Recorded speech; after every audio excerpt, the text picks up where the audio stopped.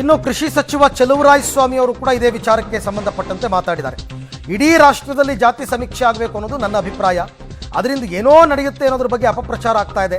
CM ನೇತೃತ್ವದಲ್ಲಿ ಸಮಿತಿ ಇದೆ, ಲೋಪದೋಷ ಇದ್ರೆ ಸರಿ ಮಾಡ್ಕೋತೀವಿ, ಸುಮ್ಮನೆ ಇದ್ರ ವಿರುದ್ಧ ಮಾತನಾಡ್ತಾರೆ ಅಷ್ಟೇ ಅಂತ ಕೃಷಿ ಸಚಿವರು ಮಡಿಕೇರಿಯಲ್ಲಿ ಮಾತಾಡಿದ್ದಾರೆ. ಸರ್, ಅದು ಇಡೀ ರಾಷ್ಟ್ರದಲ್ಲಿ ಆಗಬೇಕು ಅನ್ನೋದು ನಮ್ಮ ಪಕ್ಷದಲ್ಲೂ ಸಹ ಇದೆ ಪ್ರಣಾಳಿಕೆಯಲ್ಲಿ, ಮತ್ತು ಎಲ್ಲ ಅನೇಕ ರಾಜ್ಯಗಳಲ್ಲಿ ಈಗಾಗಲೇ ಜಾತಿ ಗಣತಿ ನಡೀತಾ ಇದೆ, ಸಮೀಕ್ಷೆ ಅದು.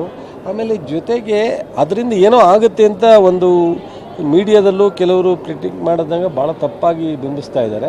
ಅದನ್ನು ಈಗ ಮುಖ್ಯಮಂತ್ರಿಗಳು ಇದರಿಂದ ಎಂಥದ್ದು ಕಮಿಟಿಯಿಂದ ತೊಗೊಂಡಿದ್ದಾರಲ್ಲ, ಕ್ಯಾಬಿನೆಟ್ ಮುಂದೆ ಬರುತ್ತೆ, ಅಲ್ಲಿ ಕ್ಯಾಬಿನೆಟಲ್ಲಿ ಚರ್ಚೆ ಆಗುತ್ತೆ, ಸಬ್ ಕಮಿಟಿ ಮಾಡಬೇಕಾಗುತ್ತೋ ಏನೋ, ಅವೆಲ್ಲ ಆದಮೇಲೆ ಏನಾದ್ರು ಆ ಥರ ದೋಷ ಇದ್ದರೆ ಅಲ್ಲಿ ನಿರ್ಧಾರ ಮಾಡ್ತಾರೆ. ಮುಖ್ಯಮಂತ್ರಿಯವರ ಅಧ್ಯಕ್ಷತೆಯಲ್ಲಿ ಕ್ಯಾಬಿನೆಟ್ ಇದೆ, ತೀರ್ಮಾನ ಮಾಡ್ತಾರೆ.